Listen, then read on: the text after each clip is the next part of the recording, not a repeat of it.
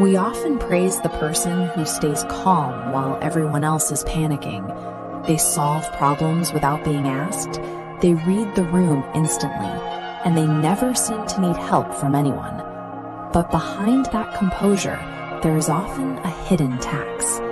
They live with a deep internal confusion and a level of exhaustion that feels like a permanent part of their identity.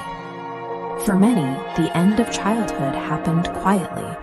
They simply realized one day that someone had to be the responsible one, and they stepped into the role because there was no one else to fill it. This high level of competence serves as a psychological map developed early to navigate an environment where being mature was the only way to feel secure.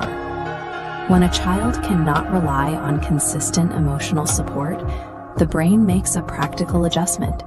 It stops expecting comfort and begins to prioritize self-reliance. This creates survival independence.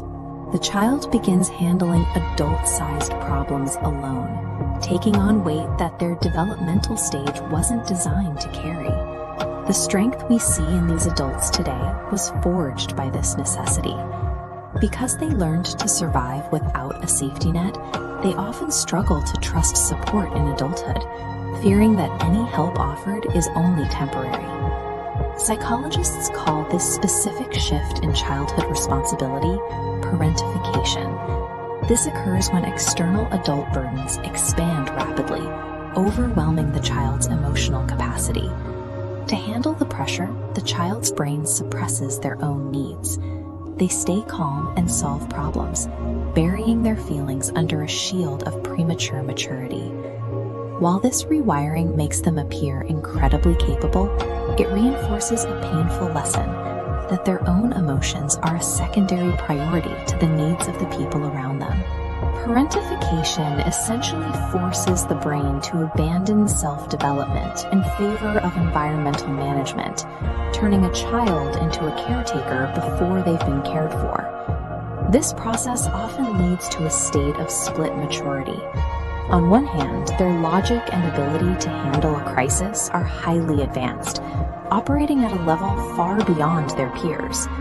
On the other hand, learning how to safely depend on others often remains untouched and unmet. They develop a guarded empathy. They become experts at sensing a shift in someone's mood, not just to be kind, but to protect themselves by solving the problem before it escalates. Their most impressive adult traits are often the very same tools they use to protect themselves as children. This leads to uneasy rest. For these adults, calm signifies danger, causing nervous system alertness to spike. This follows a predictable childhood pattern. A quiet house often preceded a crisis, teaching them that doing nothing meant letting their guard down. This history creates a guilt for needing. They grow up believing that if they are being taken care of, they must be an exhausting burden to someone else. They apologize for wanting support and feel a strange sense of debt when they receive care, making genuine intimacy feel foreign and uncomfortable. Their nervous system stays on high alert, trying to solve a childhood crisis that ended years ago. People who grew up this way often fear that if they stop being responsible, they will lose their strength or become weak. However, psychology views this state as a testament to their resilience. Their brain adapted perfectly to survive a high-pressure environment. Healing is the process of teaching the nervous system that the environment is finally safe enough to put the weight down. The final stage of maturity for the child who grew up too fast isn't more responsibility. It is finally giving themselves permission